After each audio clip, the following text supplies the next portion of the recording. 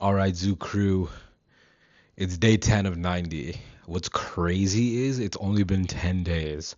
Like, I stopped counting the days after I kind of settled in, and literally in my mind, I guess it's been a lot longer than it actually has. So, 10 days in, wild, especially just given like how much I've grown as a person.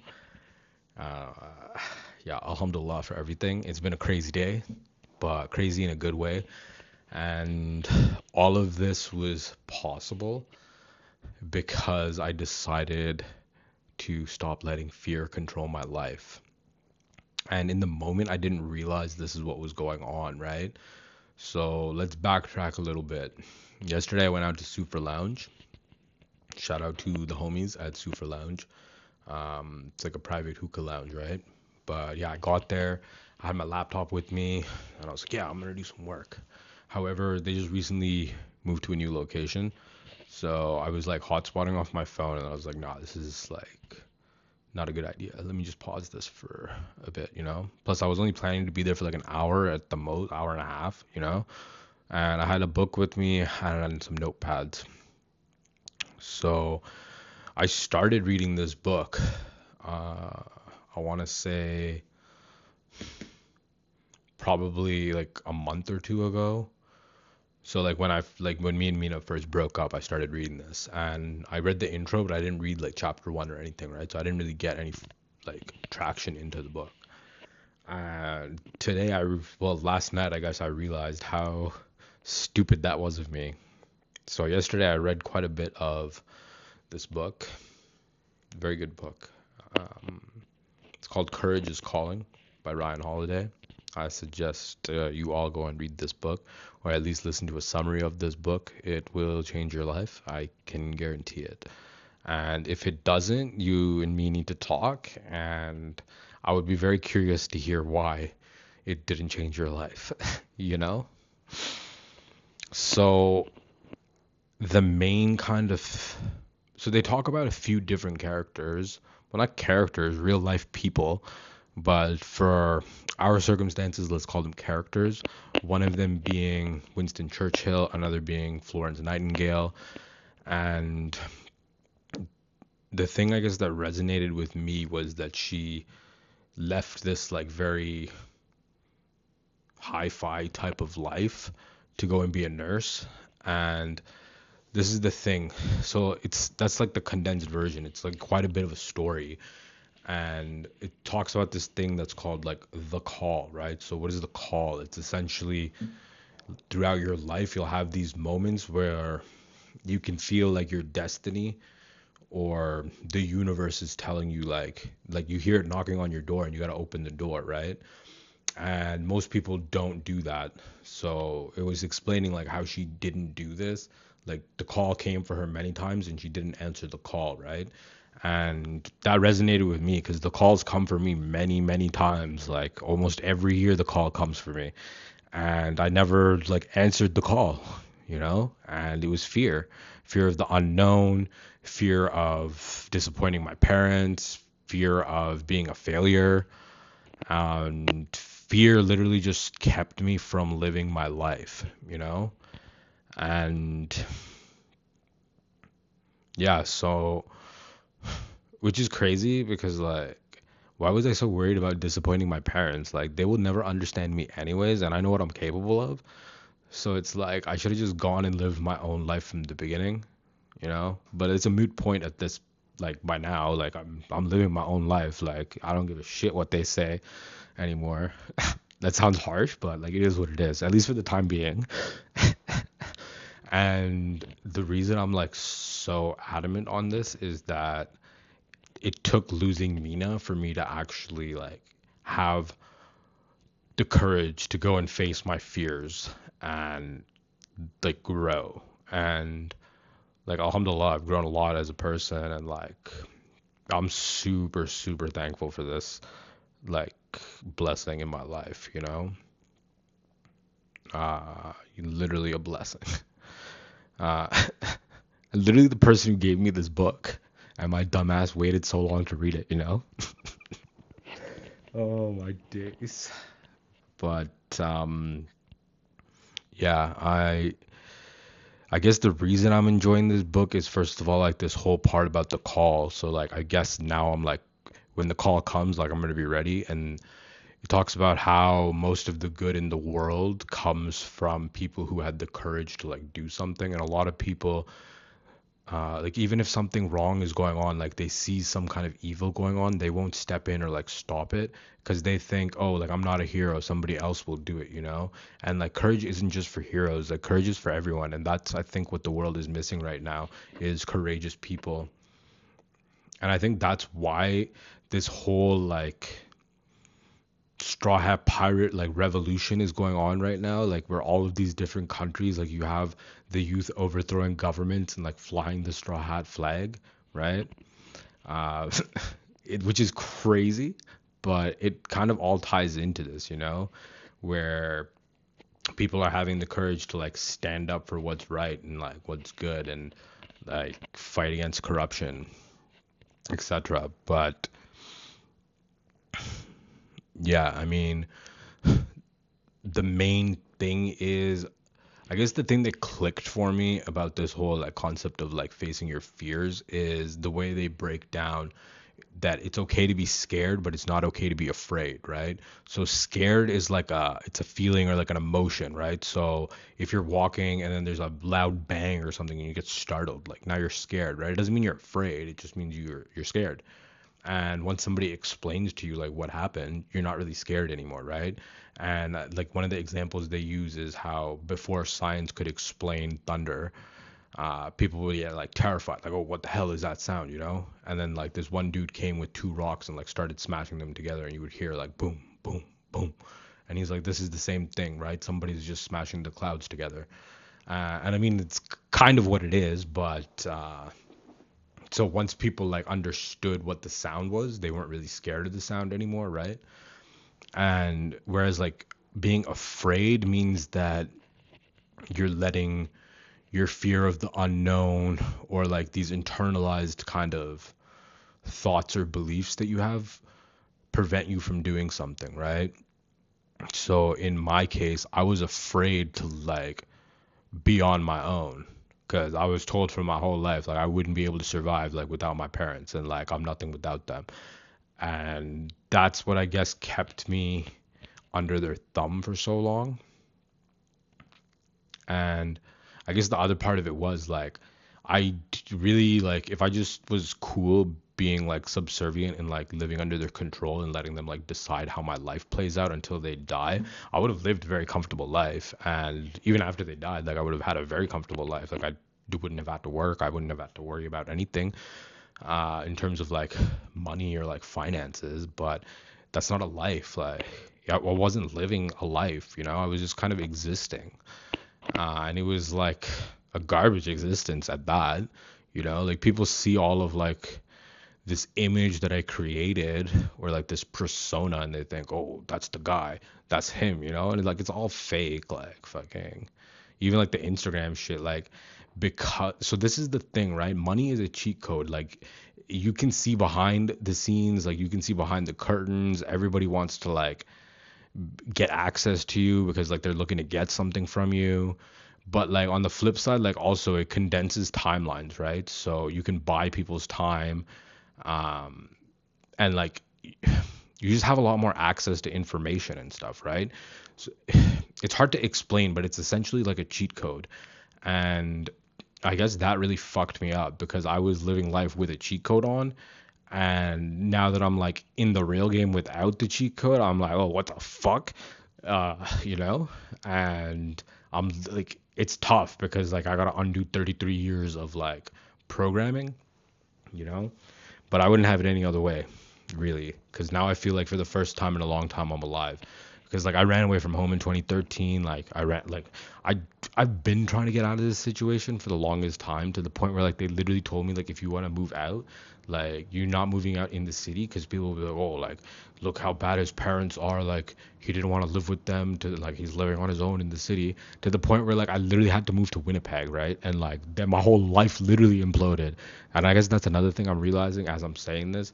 For my parents, like I only became a priority when, not even then, like I was never a priority, but they only really gave two shits when they had to, like when everything was like completely just imploding, right?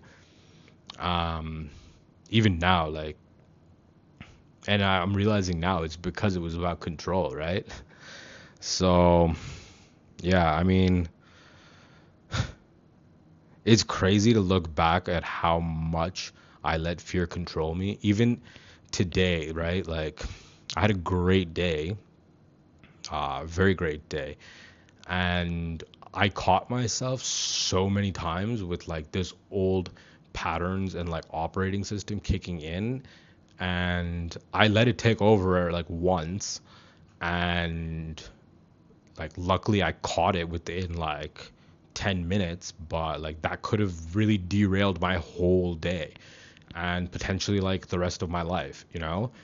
So yeah, I mean, alhamdulillah, I'm glad that I like caught it, and like the other 10 times like I felt the fear kick in, like I didn't let it kick in. So I've grown a lot as a person, right? And I'm pretty proud of myself. Like it's like a whole new me, you know? I don't even know.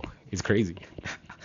Um, yeah, so overall, like I'm starting to recognize the old fears coming in, the operating system, and I mean, I'm sure it's gonna take time. Like I'm literally undoing 33 years of programming, you know? But yeah, I guess the main takeaway of today is it's okay to be scared. It's not okay to be afraid. Be willing to have some courage. And honestly, like anything good I have in my life came from me facing my fear. And before we end this, I guess I want to tie it back into what I was saying before, right? So in 2019, when I had a life coach, this was the same life coach for Stefan. Like it was his life coach, Jan. Shout out Jan. Like she gave me some good lessons, you know, like this whole blue cloud, the blue sky kind of metaphor. Okay, let me just explain this to you while we're here, I guess. This might be beneficial to somebody, and it kind of relates to what I'm talking about. So essentially, she was like, look, you are the blue sky. Your thoughts that come will be clouds. There will be sometimes there's going to be thunder, sometimes there's going to be rain, sometimes it's going to be gray, sometimes it's going to snow. But what remains constant? The blue sky. So you gotta like. So when she first told me this, I was like, "What the fuck? Like, is she on crack or something? Like, what are you talking about?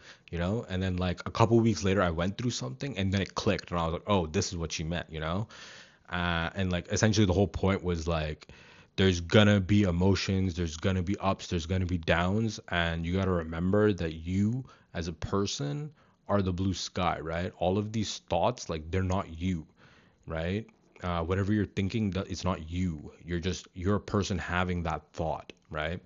And yeah, like it took me a while to realize this and come to that awareness. But I guess even this whole idea that I just said right now of like you're not your thought, you're just thinking that thought. This is something I just realized as I was saying this. So again, this is what I mean. Like I'll figure something out and then I'll have like a new level of awareness around that, and now it changes the way I look at everything, right? And the point being, she also told me to like face my fears. So I've always been scared of heights, and like roller coasters not my jam. And in 2019, me and a few of my cousins, we went to Laurent, so it's like an amusement park in Montreal. And my whole goal for that day was I'm gonna go on the biggest roller coaster here. And it took a lot to like do that for me. Like literally, whenever like we would go to amusement parks, because we used to do this a lot when we were younger, um, as like a whole freaking khandan, like all 100 of us, like cousins, uncles, aunts, and everything. Oh my god, damn, we were that crowd. We were those people. But anyways, so we were at Marine World, and they have this drop zone, but it's on top of a hill. And I told, like, everybody already knew I don't do roller coasters, I don't do rides. Like, when all of the youth would be out and about, like, I'd be hanging with the moms, like, babysitting, like, in the kids' area, you know? Or, like, just looking and, like, having desserts and whatnot, just, like, living my best life. So, anyways, we get to the top of this hill, we get to the top of the line, And then the person like who works there is, oh, if anyone has any health conditions, like now is the time to kind of get off this, like out of this line, So I put up my hand, and I was like probably 12, maybe 15, who knows, like young. And I was like, oh, I have a health condition, I can't go on this ride. And then like they let me off. And then all of my family comes off after the ride, and they're like, what was your health condition? I was like, fear of heights. Like, what do you mean? So that's like how I am. So anyways, 2019, we're at La Ronde, and I went on this roller coaster. I forced myself to do it. Um, and we'll pause here for a second. I don't understand why people like roller coasters. Like that was like, how is that enjoyable? Like you're sitting in this little freaking cart being launched around like a track. Like how is that enjoyable? What is so fun about this? I don't understand. I really do not understand. Well, I mean, people are fucking stupid, so it makes sense that they would like stupid things. But yeah, point being, so I did it. I conquered the fear, right? And then I'm telling myself, yeah, I don't let fear control me. Like I'm living my own life. And I was so unaware this whole time how much fear has actually been controlling me, you know? But yeah, I mean, before we get way off into the weeds, if you made it this far, honestly, if you've watched any of my videos, I highly recommend you get this book, Courage is Calling. Ryan Holiday. I mean, there's 4 books in the series. You should probably get all 4. I started with the one about discipline. Mind you, I didn't finish it. I think that's the 3rd book in the series. I didn't realize it was a whole series, right? Shout out to Mina for gifting me this book and all of his other books. Greatest gift of my life, especially considering how much this book has like impacted me. And I'm not even that far into it, right? Like I'm what, friggin' like this far in, so not much. But yeah, I mean, all of his books and material kind of, I enjoy them, especially given like how much I studied philosophy, like high school, university, etc. And it's a lot about like stoicism, which I think a lot of people could benefit from having in their life. And philosophy, it's like a way of life, it's a way of thinking.